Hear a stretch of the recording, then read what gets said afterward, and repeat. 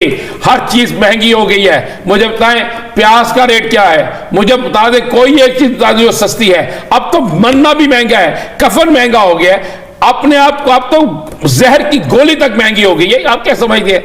इन्होंने तो दुनिया की हर चीज कह रहे हैं कि तकरीबन 44 ममालिक ऐसे हैं जिसमें अमेरिका, बरतानिया, इंडिया भी है, बहरीन, ब्राजील भी है, जिसने ये ऑफर दी है हमें कि वो पाकिस्तान की ये एयरपोर्ट्स जो है वो संभालना चाहते हैं। इंडिया से कैसे मुकाबला करने है? जब तक हम एक यूनिटी नहीं होंगे ना तो हम किसी और से नहीं कर सकते। अब हमसे आगे तो बांग्लादेश जा रहा है, जो हम बांग्लादेश कहता है हम पाकिस्तान को नहीं जानते, हम इंडियन सिविलाइजेशन का पार्ट है। बिल्कुल सही बात है, वो कहेगा क्योंकि वो मजबूत हो गए। Yes yes yes yes yes यार, आप उनकी ताकत तो देखें, आप उनकी ताकत तो देखें, आप उनकी आबादी के साथ उनकी ताकत देखें। उनके पास बिजनेस हब है यार, हमारे पास कहाँ है? आपका एक कराची बिजनेस हब था, आपने उसको तबाह कर दिया।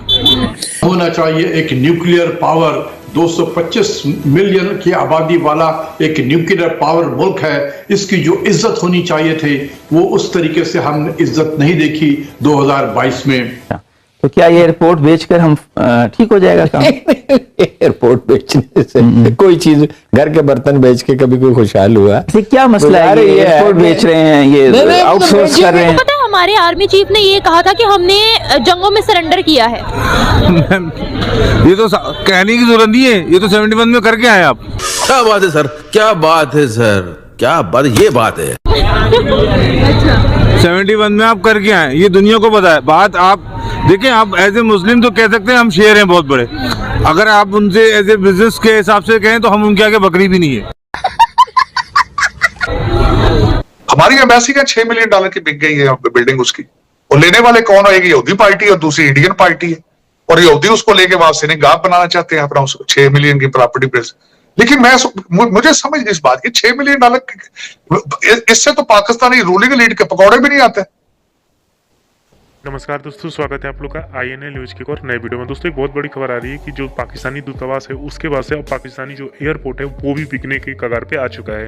और दोस्तों इसमें जो भारत है वो भी इंटरेस्टेड है और पाकिस्तानी मीडिया भी इस बात को जानती है। और पाकिस्तान का यही कहना है कि अगर भारत हमारे इस एयरपोर्ट को ज़्यादा पैसे देके खरीद लेता है तो ये हमको शर्म से डूब मरने का मकाम है। और ये बात सही भी है, क्योंकि पाकिस्तान जिसे अपना सबसे दुश्मन देश मानता है वो भारत है, और भारत जो है वो पाकिस्तान का एयरपोर्ट अगर खरीद लेता है तो ये पाकिस्तानियों के लिए शर्म से डूब मरने की बात है। और इसीलिए पाकिस्तानी मीडिया पाकिस्तानी गवर्नमेंट पे बहुत ज़्यादा खुश है कि आखिरकार हमें ऐसी नौबत देखने को ही क्यों मिली। दोस्तों दरअसल शुरू से ही पाकिस्तान में जिस तरीके से जिहादी वो पैदा किए हैं, वहाँ पर पढ़ाई लिखाई का कोई रिवाज ही नहीं रहा है, जिसकी वजह से आज पाकिस्तान को ये दिन देखना पड़ रहा है।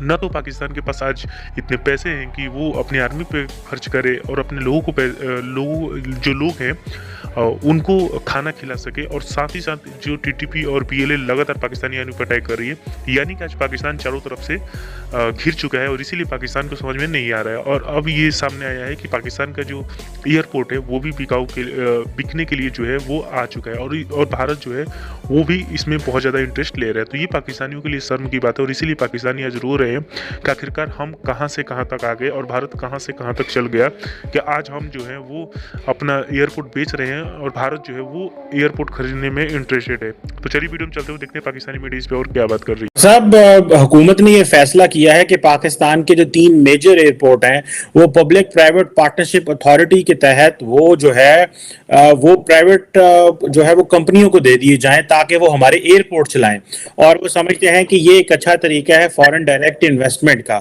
दरअसल बात ये हो रही है, वो कह रहे हैं कि तकरीबन 44 ममालिक ऐसे हैं जिसमें अमेरिका, बरतानिया, इंडिया भी है, बहरीन, ब्राजील भी है, जिसने ये ऑफर दी है हमें कि वो पाकिस्तान की ये एयरपोर्ट्स जो है वो संभालना चाहते हैं।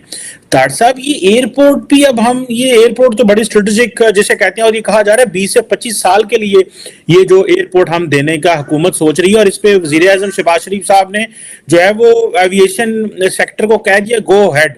आप क्या समझते हैं, इससे कोई हम बड़ी इन्वेस्टमेंट कर पाएंगे या कि ये तो और कमजोरी आप समझ रहे हैं इसको? चीमा साहब, मुझे तो इसमें से पैसे नजर आ रहे हैं डॉलर के, डॉलर आएंगे। डॉलर पाकिस्तान तो नहीं आएंगे, कई बार ये अकाउंटों में जाएंगे, ये जो अमेरिका से पहले नहीं जा रहे डॉलर पाकिस्तान में। लेकिन इसमें इसके साथ एक और अटैच करूंगा चीज, हमारी एम्बेसी का $6 मिलियन की बिक गई है बिल्डिंग उसकी, और लेने वाले कौन है? एक यहूदी पार्टी और दूसरी इंडियन पार्टी है, और यहूदी उसको लेके वापस गाफ बनाना चाहते हैं अपना, उसको $6 मिलियन की प्रॉपर्टी पे। लेकिन मुझे समझ इस बात की $6 मिलियन इससे तो पाकिस्तानी रूलिंग लीड के पकौड़े भी नहीं आते, लेकिन वो फिर भी कहते 6 मिलियन शायद जैकटा चुकटा 4 ले लें। कहते बच्चे ने वो कैनेडा कूज की जैकेट जी 11-1200 की आती है, हो सकता है 5-7 वजीरां के बच्चे जैकटा ले लें। लेकिन चीमा साहब इस तरह भी कभी गुजारे हुए हैं, तन के कपड़े बेचे कितना चिर खा लोगे, कितना चिर खा लोगे। ये एयरपोर्ट बेचना भी तन के कपड़े बेचने के मुतरादिफ है। ये भुख कल फिर लगनी है शहबाज शरीफ साहब, कल फिर भुख लगनी, तुसा लंदन टुल जाना, इस कौम ने फिर बाद रोटी खानी। लेकिन चलो कोई नहीं। लेकिन चीमा साहब एयरपोर्ट बेचने से, हाईवे बेचने से, पुल बेचने से, ये बड़े पुराने हरबे हैं। यहाँ पे होटल न्यूयॉर्क में बड़ी प्रॉपर्टी ये खास है, उसके ऊपर उसको अब लीज पे दे रहे, उस पर भी खबे। पहले उस पे कई बुखारी उसके पीछे फिरते थे, अब कई हाशमी फिर रहे होंगे उसके पीछे। तो ये चीमा साहब इस तरह ना मुल्क चलते हैं, ना इस तरह गुजारे होते हैं। ये तो किसी एक इंसान को, ताकतवर इंसान को, जिसका कोई इख्तियार है, साहिब इख्तियार को ये फैसला करना होगा कि भाई मुल्क किस तरह चलाने हैं। वरना अब आप इस पॉइंट पे हैं कि अब आगे गलती गुंजाइश निश्ता, जिस तरह वो हमारे तारिक अजीज साहब फरमाते थे नलाम घर में, अब आप गलती गुंजाइश निश्ता, क्योंकि उनका बहुत बड़ा हब है, बहुत बड़ा वॉल्यूम है आपकी निस्बत। आप अपने जो क्रिकेट के टूर्नामेंट्स होते हैं उनको उठा के देख लें और अपने देख लें, आपको अंदाजा हो जाएगा कि आपकी क्या वैल्यू, क्या वजन है आपका। और सर लोग उन्हीं आबादी से ज्यादा उनकी सिंसियरिटी, उनके वर्क को फोकस कर रहे हैं कि वो लोग करप्शन नहीं कर रहे हैं। और सबसे बड़ी बात कि उनकी मैन्युफैक्चरिंग करप्शन है उनकी, ऐसा कोई नहीं कह सकता कि करप्शन नहीं है, लेकिन उस लेवल पे नहीं है जिस लेवल पे आपके हैं। वो अपने मुल्क के साथ आप उनमें करप्शन है, फिर भी वो 5वें नंबर पर आ गए। How is it possible? आपके जब कोई आपसे पूछा जाएगा आप कौन है, कहाँ से हैं आप, तो आप क्या कहेंगे? मैं लाहौरी हूँ। मुझसे पूछा जाएगा, मैं कहूँगा कराची। आप उनसे कहीं भी पूछें, वो कहेंगे इंडियंस। तो ये बहुत बड़ा फर्क है, नेशनलिज्म है उनमें, बिल्कुल है। और हर मतलब मुस्लिम हो, हिंदू हो, क्रिश्चियन हो, कोई भी हो, जो भी होगा वो सब एक ही जबान होके बोलेंगे। मैंने हिंदुस्तान के तकरीबन 14 शहर देखे हैं। अच्छा, लेकिन मुझे वहाँ कोई उस शहरी का नहीं दिखा, उस इंडियन सारे दिखे मुझे। इवन मेरे अपने बहन भाई भी जो मेरे कजन्स हैं वो भी मुझे कहते हैं हम इंडियंस। अच्छा, वो इंडिया में रहते हैं जी। तो आपकी मतलब फैमिली बैकग्राउंड वहाँ पर है, तो वहाँ के कैसे हालात आपको बताते हैं? बहुत अच्छे हमसे बताते, क्या मतलब है, मैं तो देख के आया हूँ। बहुत अच्छे हमसे, बेहतरीन था वहाँ का माहौल, बहुत अच्छा माहौल था। आपकी और मेरी सोच से ज्यादा अच्छे वहाँ मुसलमान थे, मतलब हम लोगों से ज्यादा अच्छी हालत में है वहाँ पर, बहुत अच्छी हालत में। आपने सबसे पहले घबराना नहीं है।